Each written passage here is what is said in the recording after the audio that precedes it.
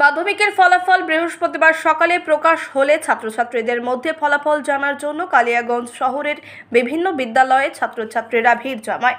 জানা যায়, এবারের মাধ্যমিক পরীক্ষায় উত্তর দিনাজপুর জেলার কালিয়াগঞ্জ ব্লকের ছেলেদের মধ্যে প্রথম হয়েছে সরলা সুন্দরী উচ্চ বিদ্যালয়ের ছাত্র তীর্থঙ্কর বোস, যার প্রাপ্ত নম্বর 676 বলে জানালেন সরলা সুন্দরী উচ্চ বিদ্যালয়ের ভারপ্রাপ্ত প্রধান শিক্ষক সঞ্জিত কুমার দত্ত।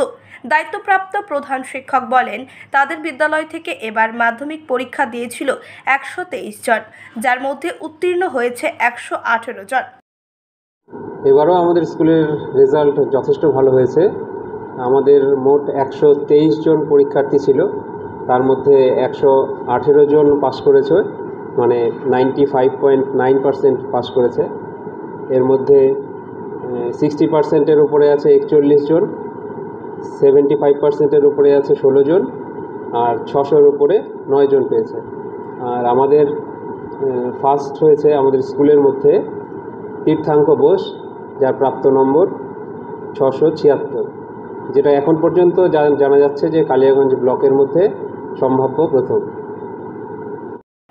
অপরদিকে মেয়েদের মধ্যে কালিয়াগঞ্জ ব্লকে প্রথম হয়েছে কালিয়াগঞ্জ মনমোহন উচ্চ বালিকা বিদ্যালয়ের ছাত্রী প্রেয়সী পাল, তার প্রাপ্ত নম্বর 671।